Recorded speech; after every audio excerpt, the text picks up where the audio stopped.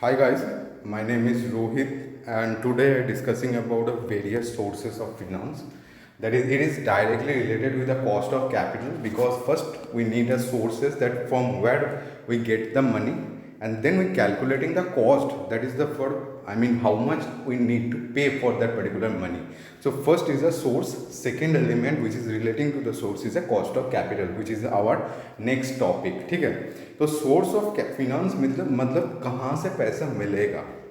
Now before going to the source मतलब कहाँ से मिलेगा, you need to be understanding for how much time you want to you need to get that particular fund. मतलब कितने समय के लिए तुमको चाहिए.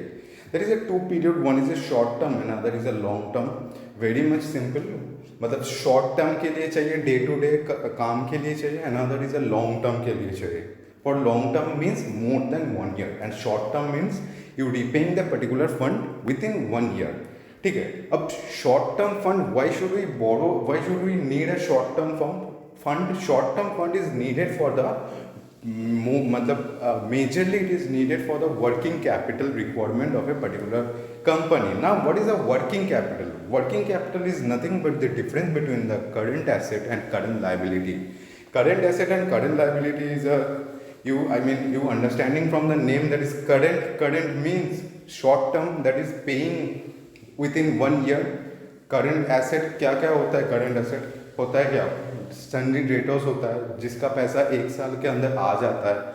स्टॉक होता है जिसका सेल नेक्स्ट ईयर में हम कर लेते हैं. तो प्रीपेड एक्सपेंसेस होता है. तो ये सब होता है. और what is current liability? Current liability is Sunny creditors होता है, बैंक ओवरड्राफ्ट होता है. तो ये सब होता है. तो देखो नीचे देखो, for investment in the form of fixed asset also form of working capital needed for day to day operation. working capital किस लिए चाहिए? for day to day operation के लिए. In the name working, working मतलब काम करने के लिए जो चीज़ चाहिए उसको बोलते हैं working capital. Working capital is it is the formula for to getting the working capital. Current asset minus current liability मैंने लिख दिया है, तो don't worry about that. And adequate finance to meet the requirement. अच्छा, दो time के लिए चाहिए, मैंने ये बता दिया. One is a short term, another is a long term. If you need a fund for less than 1 year then it is called a short term fund. And if you need a fund for more than 1 year, for example to purchasing any asset, to taking any lease, तो it is called a long term capital. Now we are coming into the source, that is what is the sources of short term and what is the sources of long term. So first of all, if you notice what is the sources of short term, they're giving some example that the particular head. First is the accrued expenses. Next is accrued expenses, we all know, that is the prepaid expenses, the accrued salary, prepaid expenses. मतलब देखो accrued का use हम दो तरह से कर सकते हैं. One is from liability side, it is called outstanding, and another from asset side is called accrued. दोनों का बात सेम है. एक्रूड इंटरेस्ट मतलब मान लो मैंने एडवांस में, मतलब जो जैसे कि मैंने दे दिया है, मेरे को मिलना बाकी है. एक्रूड, एक्रूड का मतलब होता है मेरे को मिलना बाकी है. ठीक है, मतलब वो अभी भी बाकी, मतलब मान लो एक्रूड रेंट, तो इसका मतलब क्या होगा कि मेरे को रेंट एसेट साइड से बता रहा हूँ, इसका मतलब होगा कि मेरे को रेंट मिलना अभी भी बाकी है. सेम आउटस्टैंडिंग इंटरेस्ट मान लो बता दिया, तो इसका मतलब होता है मेरे को अभी भी इंटरेस्ट देना बाकी है. Outstanding is what is used particularly in the in from liability side, and the asset, the terms asset is used in reference from asset side. ठीक है. ट्रेड क्रेडिटर्स, ट्रेड क्रेडिटर्स का मतलब होता है सन्ड्री डेटर्स और sundry creditors. Trade creditors हम लोग sundry creditors भी बोल सकते हैं. ठीक है. Next is a provision. Provision word, provision मतलब हम बहुत सारे चीज़ के लिए प्रोविजन करते हैं. Provision for bad debt, provision for tax, provision for any particular fund. तो प्रोविजन जो करते हैं उसको, वो भी एक शॉर्ट टर्म नीड के लिए हम करते हैं. Bank finance. अच्छा, बैंक फिनांस में there is a 5 types I think. One is a cash credit. Cash credit is nothing but the bank is giving a particular limit कि तुम इतना लिमिट तक एक्स्ट्रा ले सकते हो बैंक में. ठीक है, मगर in exchange of that you need to be give something as a pledge with a bank, मतलब कोलैटरल चाहिए उसके साथ, ठीक है।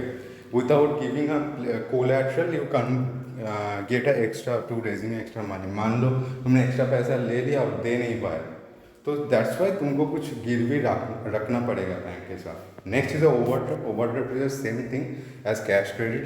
You get a fix limit कि इतना तक तुम विड्रॉ कर सकते हो एक्स्ट्रा, बट तुमको उसमें भी प्लेज में देना होगा कुछ। अच्छा, bill discount and purchase. Bill discount मतलब जो बिल्स पेबल बिल्स रिसीवेबल होता है उसको हम बैंक में डिस्काउंट करते हैं, मतलब बैंक में उसको बिल को दे के पैसा लेते हैं, that is discounted, is called discounted.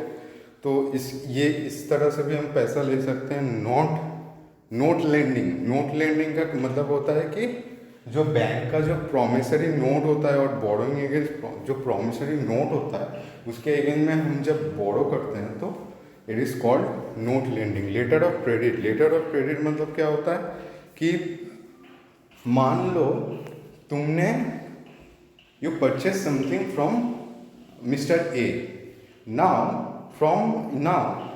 if Mr. A is a seller and I am a purchaser, तो अब मैंने पैसा दूंगा कि नहीं दूंगा, there is a doubt in mind of mister A. तो मिस्टर ए क्या, बैंक क्या करेगा, मेरे मतलब तरफ से ए को गारंटी देगा कि मैं पैसा उसको दे दूंगा, ठीक है। मतलब तो bank as a guarantee work from my side, मतलब bank work as a guarantor in behalf of buyer, ठीक है। अगर मान लो in any case I am dishonored, then bank will pay the money to Mr. A on behalf of me, ठीक है। और मतलब ऐसे खुश मत हो जाना सुन के कि मैंने बैंक मेरे से एक में गारंटी दे दिया तो मैंने मतलब माल लेके पैसा नहीं दूंगा, ऐसा सबको नहीं देता। तुम्हारा पास रिकॉर्ड चेक करेगा तब तुमको देगा ये अपॉर्चुनिटी, ठीक है। Next is a public deposit. Public deposit जो पैसा हम लोग डिपॉजिट करते हैं उसको बोल रहे हैं। Then is a commercial paper. Commercial paper is a nothing but a short term, it is very much short term unsecured promissory note, ठीक है। मतलब ये बहुत शॉर्ट टर्म के लिए होता है और अनसिक्योर्ड भी होता है, ठीक है। Mainly they did not paid any extra for that, what they do that they issuing a commercial paper in a discount and then they redeemed at par, ठीक है। ये डिस्काउंट ज़्यादा होता है, मान लो 100 का चीज़ 50 में इशू करके और तुमको जब देगा तो 100 देगा, तो पर में रिडीम करेगा, डिस्काउंट में इशू करेगा, ठीक है। इसका टर्म्स मेनली 3 to 6 मंथ होता है, दैट इज ए मतलब एवरेज बोल रहा हूँ, on an average. Treasury bill. What is a treasury bill? Treasury bill is a government मतलब जो गवर्नमेंट इशू करता है उसको ट्रेजरी बिल कहते हैं। It is almost there is a no risks, it is zero risks, I mean totally risk free है, it has zero risks, ठीक है। तो मतलब जो ट्रेजरी बिल मान लो गवर्नमेंट मतलब पोस्ट ऑफिस में कोई देखो NSC परचेज करता है 5 ईयर के लिए, तो ठीक है वो सब मतलब गवर्नमेंट इशू करता है तो उसमें रिस्क नहीं होता, मगर interest rate is very much low, which is मतलब it is called a risk free rate. जो CAPM में जब करेंगे तब हमने मतलब मैंने पहले भी बताया था, it is called risk free rate, zero risk, मतलब इसमें कोई रिस्क ही नहीं है, मगर रिटर्न कम है, मार्केट से रिटर्न कम होगा। अच्छा, next is euro currency loan. Euro currency loan बस nothing but the loan in euro currency, मतलब इंटरनेशनल ट्रेड के लिए ये लोन देता है, ठीक है, फॉरेन करेंसी में, ठीक है। अच्छा, एक चीज़ मतलब बोलना चाहता हूँ कि ये chapter it is pure theory, ठीक है, इधर कोई प्रैक्टिकल नहीं है, तो सिर्फ समझ के तुमको एक बार गो थ्रू करना होगा, ठीक है, नहीं तो मतलब थोड़ा प्रॉब्लम आ जाएगा। ये बेस मैं बता दे रहा हूँ कि क्या कौन सा चीज़ है, इसके बाद तुम जब पढ़ोगे तुमको प्रॉब्लम नहीं आएगा। अच्छा, next is a long term source. First is a equity share capital. अच्छा, equity share capital and preferential capital and debenture, there is a three main capital, this three is the main source of capital, and there is a three big difference between the equity share and preferential and debenture, ठीक है। क्या difference होता है सुन लो, अगर कोई लिखना चाहते हो तो then they can freely write in your copy और in a book. Doesn't matter. तो देखो जो सबसे ज़्यादा और मतलब जो सबसे कम इंटरेस्ट लेता है वो है डिवेंचर होल्डर, ठीक है। उससे ज़्यादा प्रेफरेंस शेयर इंटरेस्ट लेता है और उससे ज़्यादा इक्विटी शेयर मतलब डिविडेंड लेता है। तो मैं फॉर इजीएस्ट मतलब समझने के लिए मैंने तीनों का मैं इंटरेस्ट यूज़ कर रहा हूँ वर्ड, ठीक है। तो मान लो इक्विटी, प्रेफरेंस एंड डिविडेंड तीनों है, सबसे कम इंटरेस्ट लेता है डिवेंचर होल्डर। क्यों लेता है? क्योंकि डिवेंचर होल्डर को सबसे सिक्योर है, ठीक है, ये कंपनी में सबसे सिक्योर है ज़्यादा। तो अगर पहले मैं अगर सिक्योर के हिसाब से रैंक करूँ तो equity share holder is unsecured, मतलब ये सब सिक्योर नहीं है। Preference share is a partial secured and debenture is fully secured. क्यों? जब मान लो कंपनी लिक्विडेट होगा तो सबसे पहले पैसा देना होगा डिवेंचर होल्डर को, नेक्स्ट पैसा देना होता है प्रेफरेंस शेयर होल्डर को, and eight the end of the day if anything left with the company then that company particularly paid to the equity shareholder। मतलब इक्विटी शेयर होल्डर सबसे आखिर में हम लोग उसको पैसा देते हैं। अगर मान लो कोई कुछ नहीं बचा है तो we can't pay anything to the equity shareholder, so there is a very much risk with equity share, ठीक है। अब डिवेंचर होल्डर को इसलिए रिस्क कम है तो इंटरेस्ट ज़्यादा है, इंटरेस्ट कम है। प्रेफरेंस शेयर का थोड़ा रिस्क है, मतलब डिवेंचर के बाद तुमको प्रेफरेंस को पैसा देना पड़ेगा, तो इसका इंटरेस्ट थोड़ा मतलब डिवेंचर से ज़्यादा है। It is more than debenture holder but less than equity. And equity का इंटरेस्ट जो मतलब दो the equity share holders take a more risk, that's why they claiming a more return. Risk ले रहा है तो मोर रिटर्न तो claim करेगा ही ना। तो ये दो डिफरेंस मैंने बताया। Third difference is voting right, ठीक है। Debenture holder is a external party, उसका कोई वोटिंग राइट नहीं होता, सिर्फ इंटरेस्ट लेता है, बस हो गया उसका काम। प्रेफरेंस शेयर का इंटरेस्ट लेता है मगर उसमें वोटिंग राइट आता है, मगर वो अलग पार्ट है। मेजरली प्रेफरेंस शेयर को भी नहीं मिलता है वोटिंग राइट, वोटिंग राइट से मिलता है इक्विटी शेयर होल्डर को, ठीक है। प्रेफरेंस शेयर में एक वोटिंग राइट मतलब के साथ प्रेफरेंस शेयर इशू होता है, मगर वो खूब रेयरली, मतलब वो बहुत रेयरली होता है। तो तुम ऐसे ब्रॉडली याद कर सकते हो कि प्रेफरेंस एंड डिविडेंड में वोटिंग राइट नहीं देता है, मतलब कंपनी का किसी भी डिसीजन में तुम पार्टिसिपेट नहीं कर सकते। मगर equity share holder they are the main owner of the company, ठीक है। अब fourth point is the equity share holder is the owner of the company, मगर preference share and debenture is a lender of the company, ठीक है, वो owner नहीं है company का। अच्छा, चार डिफरेंस बता दिया। बस और कुछ नहीं है डिफरेंस, मतलब ये थोड़ा मेजर डिफरेंस होता है ये इक्विटी, प्रेफरेंस एंड डिवेंचर का। अच्छा, नेक्स्ट देखो इक्विटी शेयर कितने टाइप का इक्विटी शेयर होता है। अच्छा, यहाँ पर क्या लिखा है देखो, थोड़ा मैंने हाईलाइट किया है। Owners equity having no maturity date. हाँ, इक्विटी शेयर का कोई मैच्योरिटी डेट नहीं होता, मतलब ये तब तक होता है कि जब तक कंपनी रहेगा तो तुम्हारा पैसा उसमें रहेगा। इट इज़ मतलब there is a no maturity date, ठीक है। तुम जब कभी भी पैसा ले सकते हो through selling your share, particular share in that particular company.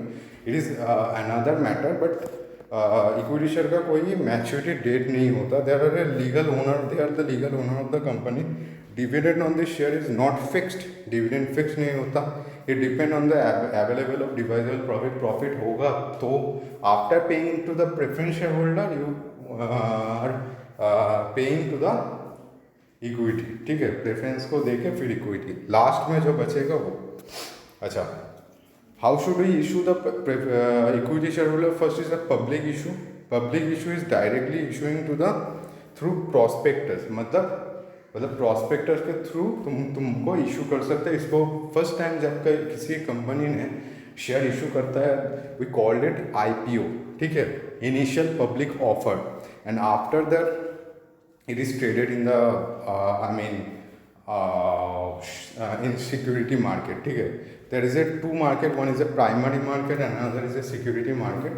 तो ये पढ़ेंगे इसमें ना, तो उसके बाद मतलब पहले हम इनिशियल पब्लिक ऑफर करते हैं, जो खरीदना चाहता है खरीद के फिर ये ट्रेड होता है सिक्योरिटी मार्केट पे, शेयर मार्केट जिसको हम कहते हैं, ठीक है।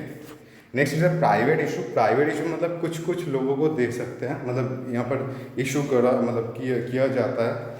अच्छा, राइट इशू मतलब राइट इशू होता है कि the company give an option to its existing equity share holders, ठीक है, कि that they buying the particular share of the company in a concessional rate, मतलब थोड़ा कम पैसा लेता है। मान लो per share value is 1000, then company can told their existing shareholder that you pay a 700, ठीक है, मतलब 300 का डिस्काउंट दे, तो it is called a right issue. अच्छा, दो चीज़ यहाँ पर इंपॉर्टेंट है। It is first offer to the existing share holder at a concessional rate, ठीक है। अच्छा, बोनस इशू। बोनस इशू क्या होता है? It is free of cost. Bonus के लिए कोई पैसा दे मतलब हम देते नहीं। बोनस अब बहुत कम कंपनी इशू करता है, पहले बहुत ज़्यादा कंपनी इशू करता था, अभी कम करता है बोनस। जब मान लो you have a lots of unused fund in your company, तो क्या करेगा इतना पैसा का? कहीं investment, there is an opportunity for investment, you don't want to reinvest in your business, you don't want to purchase any assets, so you don't have any plan to using that particular fund, तो क्या करेगा रख के?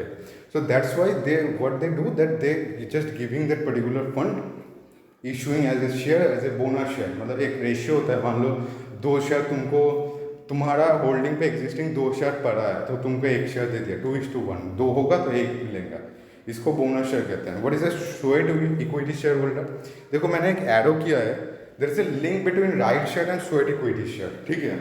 क्या होता है? Sweat equity share भी same तरह का होता है कि कंपनी का एग्जिस्टिंग में मतलब जो है उसमें उसको इशू करते हैं, मगर यहाँ पर they are specifically issue to the employee और डायरेक्टर्स, ठीक है। जो यहाँ पर क्या था, एग्जिस्टिंग सारे शेयर होल्डर को इशू करते कर सकते थे, मगर in case of sweat equity share there is only issue to the particular director and employees, ठीक है। अब आते हैं preference share holder. One is a cumulative preference share holder. Cumulative preference share holder में क्या होता है? प्रेफरेंस शेयर में क्या होता है कि मान लो प्रेफरेंस शेयर होल्डर को we need to pay something called preference share dividend, मतलब प्रेफरेंस शेयर को हम लोग डिविडेंड देना होता है। तो मान लो if you are not paying the dividend yearly, you just add up the particular dividend with the मतलब जो रिडेम्पशन वैल्यू है, मतलब जिसमें वो रिडीम करेगा एट दी, मान लो 5 साल का बाद वो रिडीम करेगा, तो तुम 5 साल का इंटरेस्ट उसको 5 साल में ना देके तुम क्यूमुलेट करके एक बार में तुम 5 साल बाद उसका प्रिंसिपल दोगे प्लस इंटरेस्ट 5 साल का दे दोगे, तो it is called a cumulative. Non cumulative मतलब हर साल तुम दे रहे हो और 5 साल के बाद उसको पैसा दे रहे हो। रिडीमेबल मतलब पर्टिकुलर एक टाइम के बाद तुमको उसको पैसा दे दोगे, इसको कहते हैं रिडीमेबल। अच्छा, नॉन रिडीमेबल प्रेफरेंस शेयर अभी इशू नहीं होता है, ठीक है। ये मतलब इसलिए मैंने काट दिया, अभी non redeemable preference share issue नहीं होता है, ओनली रिडीमेबल प्रेफरेंस शेयर, ठीक है। अच्छा, another is participating preference share. What is participating preference share? Participating preference share is to be that, जे मान लो तुमको इंटरेस्ट मिलेगा apart from the interest if after paying to the equity share holder, ठीक है। तुम्हारा इंटरेस्ट दे दिया, अब इक्विटी शेयर का हिस्सा बाकी है। अब इक्विटी शेयर को पे करने के बाद भी if you left with something then it is pay to the again pay to the और equally divided between the preference share and equity share, मतलब जो आखिरी का हिस्सा है जो इक्विटी का होता था वो भी प्रेफरेंस शेयर को मिलेगा। इसको बोलते हैं participating preference share. Another is a non participating, मतलब कुछ एक्स्ट्रा नहीं मिलेगा।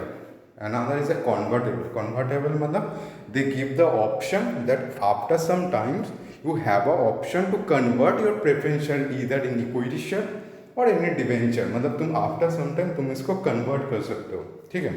Next is a debenture. Debenture मतलब जो एक्सटर्नल पार्टी होता है जो जिसको हम इंटरेस्ट पे करना होगा, तुम्हारा प्रॉफिट हो या ना हो तुमको दे, यू नीड टू पे द इंटरेस्ट टू देम। मगर प्रेफरेंस शेयर को तुम्हारा प्रॉफिट हो कि ना हो, तुम प्रेफरेंस शेयर को मतलब अगर तुम्हारा प्रॉफिट होगा तभी भी तुम प्रेफरेंस शेयर को पे करोगे। मान लो 2 साल हो गया, पहले साल में तुम्हारा प्रॉफिट नहीं हुआ, लॉस हुआ, फिर भी तुमको डिवेंचर होल्डर को पैसा देना पड़ेगा इंटरेस्ट, प्रेफरेंस एंड इक्विटी को नहीं देना पड़ेगा।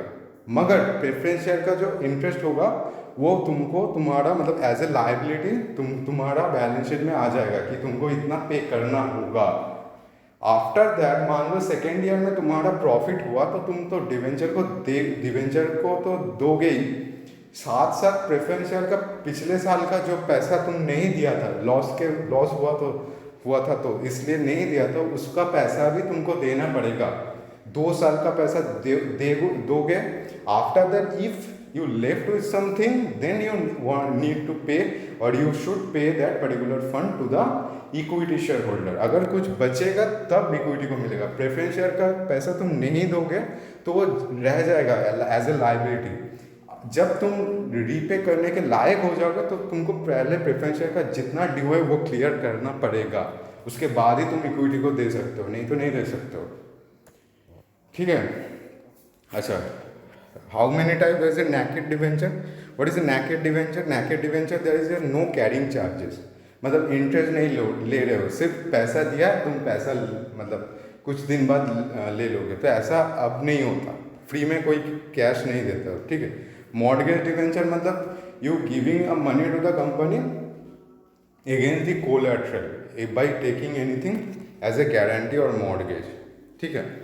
बियरर डिवेंचर मतलब जो इंटरेस्ट दे मतलब तुम मिलेगा तुमको। रिडीमेबल डिवेंचर क्या होता है कि कुछ दिन बाद तुम रिडीम कर सकते हो। नॉन रिडीमेबल मतलब डिवेंचर को कभी भी रिडीम ही नहीं कर सकते, same as a preference share. Convertible मतलब they giving option to convert your debenture in equity और preference. Right registered debenture, here the transfer taking place only on the execution of the transfer deed, interest is payable to the person whose name is registered with the company। मतलब registered debenture holder मतलब क्या, कुछ नहीं, तुम्हारा debenture किसी भी person को तुम ट्रांसफर कर सकते हो इफ़ यू वांट मनी। मान लो तुम्हारा मतलब you need money for example suppose 1 lakh, तो तुम क्या करोगे, ये तुम्हारे पास जो एक बॉन्ड देगा डिवेंचर का, तो तुम ये बॉन्ड क्या करोगे, दूसरे को सेल कर देना, बोलना कि मेरे को 1 लाख दे दो, तुम मेरे ये डिवेंचर का बॉन्ड ले लो, तो अब वो मालिक होगा। ठीक है, ये तुम कर सकते हो। राइट डिवेंचर कुछ नहीं, जैसे राइट शेयर था, एग्जिस्टिंग शेयर होल्डर को पहले ऑप्शन देता है कि तुम ये लेना चाहोगे कि मेरी कंपनी का, कम में थोड़ा देता है, तो ये है। अच्छा ये जो प्रॉफिट मतलब 3.3.4 में जो है, तो इसका मतलब ये कि रिटेन अर्निंग है। ठीक है, रिटेन अर्निंग सबसे सेफेस्ट चीज़ होता है, जो रिजर्व होता है। ठीक है, क्यों इसके लिए तुमको कोई पैसा देना नहीं होता, क्योंकि इसका कोई कॉस्ट एज ए सच तुमको नहीं देना पड़ता, मतलब एक्सप्लिसिट कॉस्ट नहीं होता इसका, इम्प्लिसिट कॉस्ट होता है। एक्सप्लिसिट कॉस्ट मतलब जो डायरेक्ट कॉस्ट जो होता है, ठीक है, जो किसी भी चीज़ का जो डायरेक्टली कॉस्ट होता है एक्सप्लिसिट कॉस्ट बोलते हैं उसको। इसका डायरेक्टली कुछ कॉस्ट नहीं होता, मगर इनडायरेक्ट कॉस्ट होता है। ठीक है, ये नेक्स्ट चैप्टर में हम देखेंगे जब हम कॉस्ट ऑफ कैपिटल करेंगे, तो इसका कोई एज सच कॉस्ट नहीं होता, तो it is the safest side, मतलब तुमको किसी को कुछ नहीं देना पड़ेगा।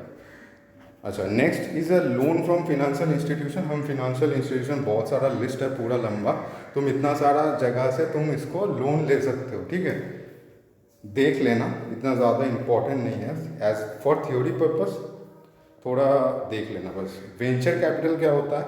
वेंचर कैपिटल होता है, मान लो तुम जब किसी भी कंपनी नया होता है ना, तो छोटा होता है, तो तब बैंक तुमको ऐसे लोन नहीं देता है। ठीक है, अभी शायद बहुत सारा स्कीम होगा, मतलब एज सच तुमको ऐसा कोई मिलेगा नहीं कि बैंक तुमको लोन दे देगा। डायरेक्ट जाओ कि बोलोगे starting of new business and I want loan, तो बैंक तुमको एज सच लोन नहीं देगा, क्योंकि तुम्हारा क्या बिजनेस है, क्या है, बिजनेस वर्क करेगा कि नहीं करेगा, तो there is a huge risk.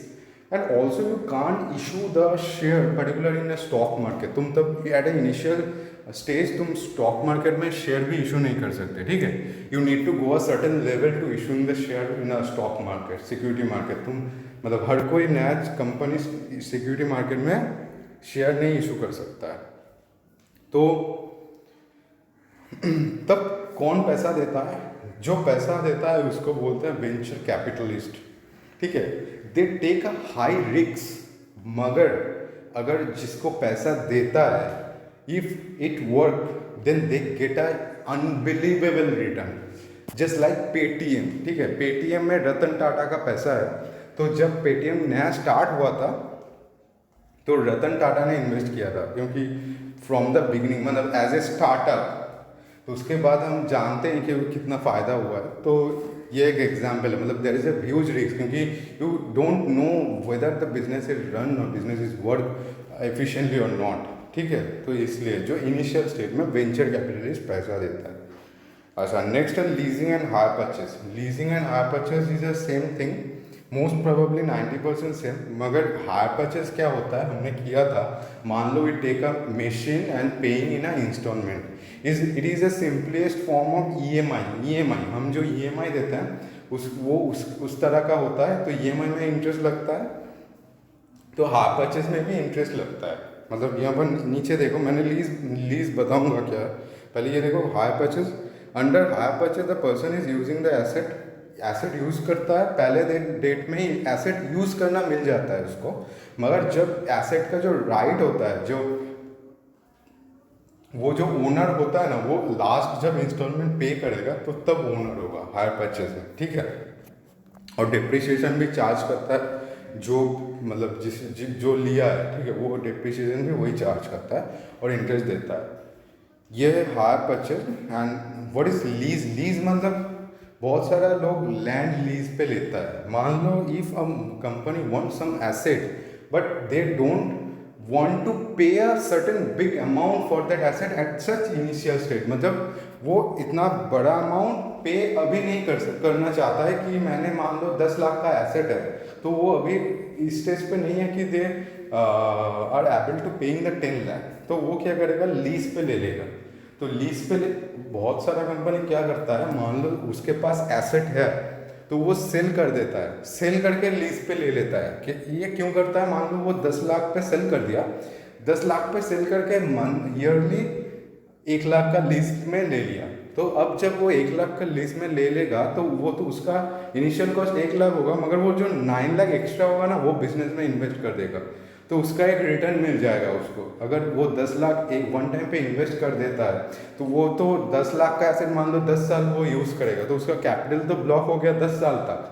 मगर वो लीज ले लेने से वो क्या करेगा, वो 9 लाख वो उसका एक्स्ट्रा होगा, वो बिजनेस पे काम करेगा, बिजनेस पे इन्वेस्ट करेगा। तो ये भी होता है, इसको बोलते हैं सेल्स एंड लीज बैक। ये देखो यहाँ पर है। तो सेल लीज दो तरह का होता है, one is operating lease and other is financing lease. Operating lease का मतलब होता है short term lease, financing lease का मतलब होता है long term lease. Operating lease में कंपनी का एसेट का ओनरशिप ट्रांसफर नहीं होता है। ठीक है, at the end of the day the lessee, there is a two party lease, one is a lessor and other is a lessee. Lessee मतलब जो लीज लेता है, लेजर मतलब जो लीज देता है। ठीक है, तो ऑपरेटिंग लीज में शॉर्ट टर्म लीज होता है और कंपनी मतलब पैसा उसको दे देता है। मतलब एट द लीज मतलब ईयरली लीज होता है, मंथली लीज होता है। तो जो लेजी होता है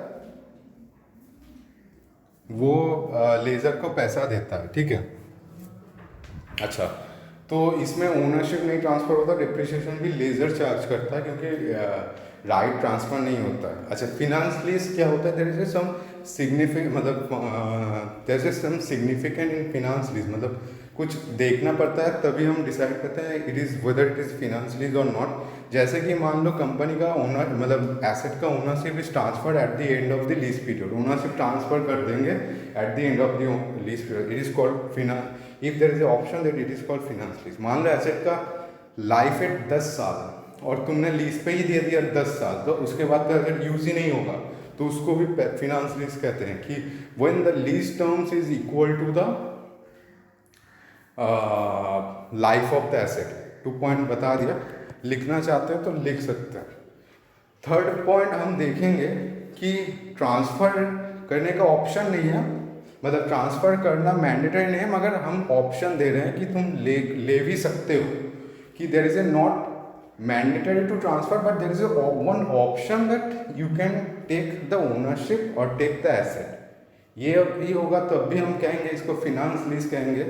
and if the risk and reward relating to the asset is transferred, अगर उस एसेट का रिस्क एंड रिवॉर्ड भी ट्रांसफ़र करता है, मतलब उसका रिस्क भी तुम्हारा है, उसका प्रॉफिट भी तुम्हारा है उस एसेट के यूज़ करके, तो वो भी फिनांस लीज कहते हैं। एंड लास्ट एक और चीज़ था, वो था कि एक एक और लास्ट था, एक मिनट रुक जाओ, फिनांस लीज का। Suppose the asset they're providing is in such kind of asset that particularly it is not only used by the lazy, मतलब एसेट ऐसा है कि वो पर्टिकुलरली एक लेजी यूज़ कर सकता है, ठीक है, दूसरा और कोई यूज़ नहीं कर सकता है। मान लो कोई मॉडिफाइड मशीन होगा जो लेजी ने लेज़र को कह के बनाया होगा, हेवी मशीनरी है वो, मतलब लेजी सिर्फ वो पर्टिकुलर लेजी यूज़ कर सकता है और दूसरा कोई यूज़ नहीं कर सकता है। तो इन that particular 5, I think I told about 5 cases, तो अगर ये 5 केसेस होगा तो इसको फिनांस लीज बोलेंगे हम, ठीक है। अच्छा, अपफ्रंट लीज क्या होता है? अपफ्रंट लीज में क्या होता है कि इनिशियल डे में they charging the high lease and subsequent period में लो लीज चार्ज करता है, ठीक है, लो लीज चार्ज करता है। Back ended lease is just opposite of upfront lease, मतलब इनिशियल में कम लीज लेता है, लीज रेंटल लेता है और बाद में ज़्यादा लेता है। अच्छा, next is the Indian financial system. In Indian financial system there is a major one is a financial asset. Financial asset क्या होता है? There is a 3 major asset, financial asset of the our, मतलब किसी भी जगह का 3 major finance asset होता है। One is a money, another is अ डेब्ट, अनदर इज अ स्टॉक, ठीक है। मनी कहाँ से आता है? ये 3 एसेट होता है किसी भी जगह का, तुम किसी भी देश का ले लो, ये 3 एसेट है। तो मनी कहाँ से आता है? They are issuing by the reserve bank, ministry of finance, government. डेब्ट कौन इशू करता है? बैंक और शेयर ऑफ बैंक और एनी, मतलब गवर्नमेंट एस्टेब्लिशमेंट, गवर्नमेंट भी डेब्ट देता है, मतलब लोन जो कह रहे हैं। और स्टॉक कहाँ मिलता है? शेयर मार्केट में ट्रेड होता है स्टॉक। अच्छा, फिनेंशियल इंटरमीडिएटरीज। फिनेंशियल इंटरमीडिएटरीज मतलब जो लोग ये सब इशू करने में हेल्प करता है, ठीक है, उसको हम कहते हैं फिनेंशियल इंटरमीडिएटरीज। जैसे कि कमर्शियल बैंक हो गया, इंश्योरेंस कंपनी हो गया, अदर पब्लिक सेक्टर हो गया, नॉन बैंकिंग फिनेंशियल कंपनी, मतलब ये सब एसेट के बीच में होता है, ठीक है। मतलब लोन दे रहा है तो लोन कौन दे रहा है? बैंक दे रहा है ना, तो देखो बैंक एक इंटरमीडिएट है। Next is a financial market. अच्छा, क्या होता है फिनेंशियल मार्केट? क्या होता है? For example, suppose you have a financial asset, you have a financial intermediaries, मतलब फिनेंशियल इंटरमीडिएटरीज है, तुम्हारे पास एक एसेट है। So what should you do with that particular asset if you have not any use of that asset? तुम्हारा उस asset का अगर कोई यूज ही नहीं हुआ तो the value of entire asset is big zero, क्योंकि उसका एसेट का कोई वैल्यू नहीं होगा अगर उसका कोई यूज नहीं होगा। You can't, if there is a no use, if you can't get any future economic benefit from that particular asset, then the asset value is zero. So तुम्हारा उस एसेट का कोई पर्पस होना चाहिए, तो उस एसेट को तुम सेल करोगे और किसी को लेंट पे देगो, किसी को मतलब रेंट पे दोगे और लीज पे दोगे, तो there is a one particular use. तो उसके लिए there is a proper place जहाँ पर तो ये सब होना चाहिए, इसको कहते हैं financial market. There is a 2 market, one is a money market, another is a capital market. Money market में क्या होता है कि शॉर्ट टर्म का जो होता है उसको वो सब डील होता है मनी मार्केट पे। एंड कैपिटल मार्केट मतलब जो स्टॉक मार्केट, जहाँ पर सिक्योरिटी इशू होता है, ठीक है, लॉन्ग टर्म के लिए। तो ये 2 मार्केट होता है। Next is a government security market. Government security मतलब जो 3 टाइप, मतलब 3 टाइप का सिक्योरिटी गवर्नमेंट इशू करता है। One is belonging to state government, one is belonging to the central government, another is a quasi government agency. Quasi मतलब state, there is also having the stake of state as well as central. Financial development measures. Financial development measures is nothing but they're giving a 4 ratios. One is a finance ratios, it indicating that the relationship between the financial development and economic development. Total, the formula is total financial claims divided by national income. One is a new issue ratio. It refers to the extent of which the non-financial sector directly finances investment. It can be expressed as a primary issue divided by net physical capital in formation. Financial interrelation ratio, this is the indication which is expressing the relationship between the financial system and the funding of investment. Formula दिया last is a intermediation ratio, मतलब total finance में intermediate मतलब institution ने कितना दिया है, तो total financial issue in the economy, ऊपर है क्या, इशू ऑफ फिनेंशियल इंस्टीट्यूशंस। सो ये टोटल चीज़ है। इसके बाद हम करेंगे cost of capital. It is entirely theoretical chapter. It give you the basic knowledge and understanding about the market, intermediaries, assets and sources of finance for the short term and long term. So कोई problem नहीं आना चाहिए, फिर भी अगर कोई problem हुआ तो डेफिनेटली तुम बताना मेरे को कोई भी। तो that's about it, thanks a lot and bye and take care.